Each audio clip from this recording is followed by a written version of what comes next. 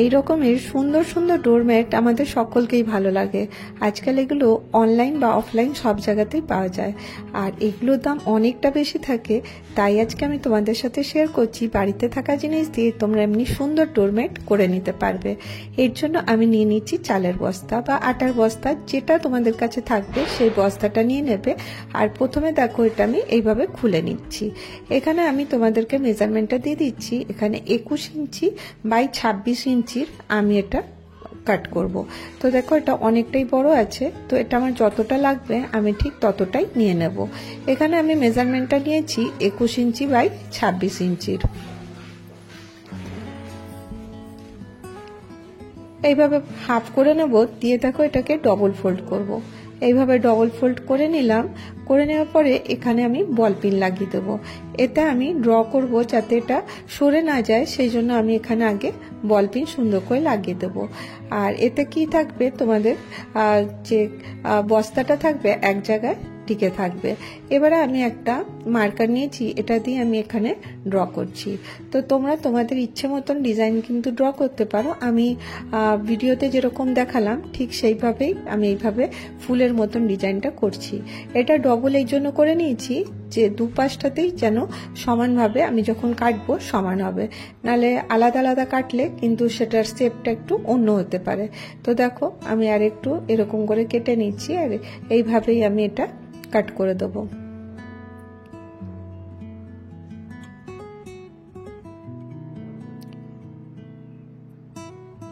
এইভাবে করা খুবই সহজ।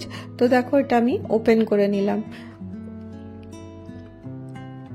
এখানে দেখো একটা মিডিল পয়েন্ট নেব, তার জন্য এটাকে ডবল করে নিচ্ছি আর এখানে একটা পয়েন্ট দিয়ে দিচ্ছি। আর এবারে দেখো একটা বাড়িতে থাকা ছোট্ট প্লেট আমি এখানে নিয়েছি, জাস্ট খালি এরকম করে দাগ দেওয়ার জন্য। তোমরা একটু বড় সাইজের নিতে পারো, আমি এই ছোটটাই নিয়েছিলাম।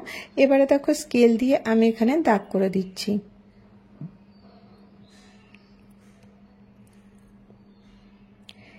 আর এখানে দেখো আমি কিছু পুরনো কাপড় নিয়েছি, তো যেমনি হচ্ছে লেগিস বা কোনো পায়জামা বা শাড়ি যা তোমাদের কাছে থাকবে সেটা নিতে পারো। আর আমি এখানে আগেও তোমাদের সাথে এটা পায়জামাটা দিয়ে ডিআইওয়াই শেয়ার করেছিলাম, তো তার থেকে কিছুটা অংশ কাপড় ছিল, ওটার মধ্যে দেখো আমি এরকম করে পাপড়ির মতন বানিয়ে নিচ্ছি। এটা হয়তো তোমাদের বুঝতে অসুবিধা হচ্ছে, যখন কাটবো তখন তোমরা দেখে বুঝতে পারবে। এটা কোনো মেজারমেন্ট নিয়ে করছি না, এমনি আন্দাজ মতন আমি কিন্তু এর মধ্যে কতগুলো পাপড়ি ড্র করে নিচ্ছি।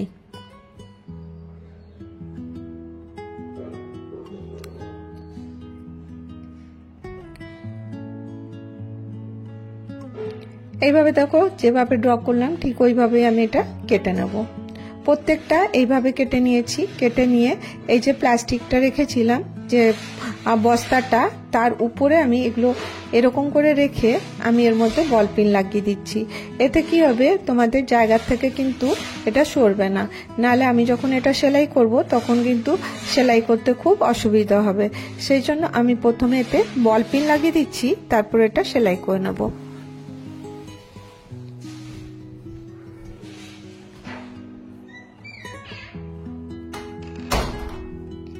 এবার দেখো সেলাই করে নিয়েছি, আর নিয়ে এক্সট্রা যে কাপড়টা ছিল ওটা আমি কেটে বাদ দিয়ে দিলাম।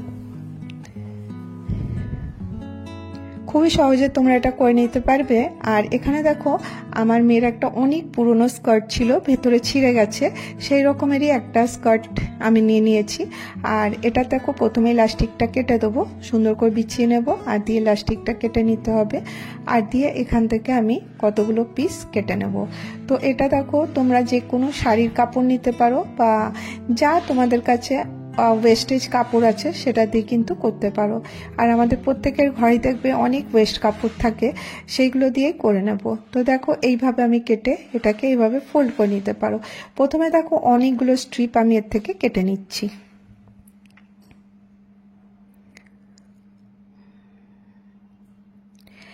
এক থেকে 1.5 ইঞ্চির মধ্যে কেটে আমি রেখে দিলাম। আর এটা দেখো এভাবে রেডি করেছি। তো এটা প্লাস্টিক ছিল, খুব হালকা ছিল। আর দেখো এটা যদি ডোরম্যাট বানাবে তো পিছলে যাবার ভয় থাকবে, সেই জন্য একটা আমি কটনের কাপড় নিয়েছি, এটা নিচে বসিয়ে দিয়েছি, আর দিয়ে এখানে বল পিন লাগিয়ে দিচ্ছি। লাগিয়ে দিয়ে এটা দেখো এইভাবে আমি কেটে নিচ্ছি। এক্সট্রা কাপড়টা আমি প্রথমে এইভাবে কেটে দিচ্ছি, আর তারপরে যে সেলাই করার পরে যেটা এক্সট্রা থাকবে সেটা ইজিলি কাটা যাবে। তো দেখো এইভাবে আমি এটা সেলাই করে নিয়ে চলে এসেছি, আর দিয়ে সাইডগুলো আমি কেটে বাদ দিয়ে দিলাম। এবারে শুধুমাত্র একটা পিস আমি পেয়ে গেছি। এবার চলো এটাকে ডেকোরেট করতে হবে। কিভাবে করছি, তো এখানে আমি একটা অন্য কালারের কাপড় নিয়েছি, ইয়েলো কালারের। এবার দেখো এই যে বাটিটা আমি বসিয়েছিলাম সেটাই আমি এর মধ্যে রাখলাম, আর রেখে একটু বড় করে আমি এর মধ্যে ড্র করে নিচ্ছি। ওই একই শেপে ড্র করলাম। এবারে দেখো এটাকে এখান থেকে কেটে দেবো। এবারে এইখানটাতে এটা বসিয়ে দেব। বসাবার আগে প্রথমে সেলাই করতে হবে, তার জন্য এই পুরোটা সেলাই করব, নিচটা সেলাই করব না। তো দেখো এখানে আমি বল পিন লাগিয়ে দেবো, যাতে সেলাই করতে গেলে কাপড়টা সরে না যায়। এইসব জিনিসগুলো করবার জন্য বল পিন অবশ্যই ব্যবহার করবে, তাহলে কিন্তু তোমাদের কাজটা অনেকটা সহজ হবে। সেলাই করে নিয়ে এখানে দেখো কিছুটা সিনথেটিক কটন ছিল, সেটা আমি এর মধ্যে দিয়ে দিচ্ছি। এতে কি হবে, তোমাদের লুকটা কিন্তু খুব সুন্দর আসবে, মনে হবে যেন রেডিমেড কেনা হয়েছে। এবারে যে তোমাদেরকে বললাম স্ট্রিপগুলো কেটে রেখেছিলাম, সেই স্ট্রিপগুলোই এখানে আছে। এবার চলো এগুলোকে কিভাবে অ্যাসেম্বল করব। প্রথমে দেখো আমি মেশিনে চলে এসেছি, আর নিচটা দেখো এটা খোলা আছে। তো প্রথমে এটাকে আমি কভার করব। তো এই পায়জামারই কিছুটা কাপড় আমি কেটে আমি স্ট্রিপ কেটে নিয়েছিলাম, এটা প্রথমে এইভাবে জয়েন্ট করে দিচ্ছি। এইভাবে করে দিয়ে আবার এটাকে উল্টে দিয়ে ডবল ফোল্ড করে দেবো, তাহলে কিন্তু এটা বন্ধ হয়ে যাবে, রাফ এজেসটা আর দেখা যাবে না।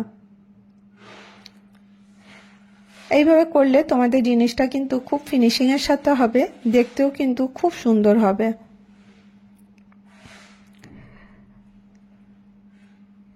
এটা কমপ্লিট হয়ে গেল। এবারে চলো আমি এর মধ্যে এই ফ্রিলটা লাগাবো। প্রথমে কি করব, এখানে দেখো এই যে উপরে যে কাপড়গুলো জয়েন্ট করেছিলাম ওটা কিন্তু জয়েন্টটা দেখা যাচ্ছিল, সেটা কভার করার জন্য আমি এই কাপড়েরই পিঙ্ক কালার কাপড়টারই আমি এরকম করে একটু কুচি কুচি করে এর মধ্যে সেলাই করে দিচ্ছি, যাতে কি হবে তোমাদের যে জয়েন্টগুলো করেছি সেগুলোকে আর দেখা যাবে না, আর এটার ফিনিশিংটাও সুন্দর হবে।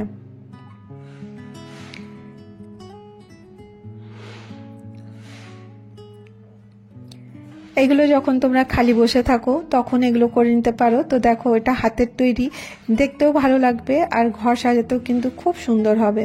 তো এটা দেখো আমি কমপ্লিট করে নিলাম, এর লুকটা বেশ ভালোই লাগছে। এবার চলো এগুলোকে ফিল করব। তো ফিল করার জন্য আমি সেই স্কার্টটা যে কেটেছিলাম তার যে পাতলা পাতলা করে কাট করে রেখেছিলাম সেইগুলোকে আমি এখানে এরকম করে কুচি কুচি করে দিতে থাকবো। তোমরা চাইলে আগে ফ্রিল বানিয়ে নিতে পারো, তারপরে জয়েন করতে পারো, সেটা ডবল খাটনি হয়ে যাবে। সেই জন্য আমি যখনই এটা করি তখন একসাথেই সেলাই করতে থাকি, এতে কি হয় আমাদের সময়টা অনেকটা বেঁচে যাবে। তো দেখো এটা কিছুই না, এবারে যে জায়গাগুলো খালি আছে সেইগুলোকে খালি আমাকে ফিল করে দিতে হবে, তাহলে পরে এটা কমপ্লিট হয়ে যাবে। তো ফিল করার জন্য দেখতেই পেলে আমি কিভাবে করছি, যে জায়গাটা খালি আছে ওখান নিচ থেকে শুরু করছি আর উপর দিকে নিয়ে, আর যেখানেই টার্ন নেওয়ার থাকবে তখন মেশিনটা সুইচটা একটু উঠিয়ে ওটাকে আমি এইভাবে টার্ন নিয়ে নেব। তো তাহলে কি হবে, দেখো কতটা লুকটা সুন্দর আসবে, আর যতটা সুন্দর কাপড়ের কালার থাকবে সেই ততটাই সুন্দর কিন্তু এই ম্যাটগুলো তৈরি হয়। এইভাবে দেখো একটু একটু করে আমি নিতে থাকবো আর সেলাই করতে থাকবো।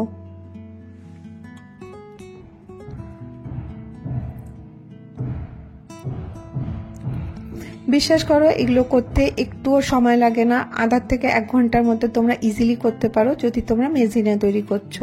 তো অবশ্যই এগুলো মেশিনে করাই ভালো, হাতে করতে গেলে বেশ অনেকটা টাইম লেগে যাবে। তো কমপ্লিট হয়ে গেল আমার এই যে সুন্দর ডোরম্যাটটা। কেমন লাগছে তোমাদেরকে জানাতে ভুলো না। আর এখানে যদি এক্সট্রা কাপড় আছে সেটাকে আমি কেটে সমান করে দিলাম। তো দেখো ফাইনাল লুকটা কেমন লাগছে। যদি তোমাদেরকে ভিডিওটা ভালো লাগে তাহলে অবশ্যই একটা করে লাইক করো, অনেক ভালো লাগলে চ্যানেলটাকে সাবস্ক্রাইব করে নাও। লাইক আর সাবস্ক্রাইব একদম ফ্রি। আর দেখো তোমাদের যদি আরো ভালো লাগে তাহলে তোমরা শেয়ার করতে ভুলো না। তো আজকের ভিডিও আমি এখানেই শেষ করব, আবার দেখা হবে নেক্সট ভিডিওতে।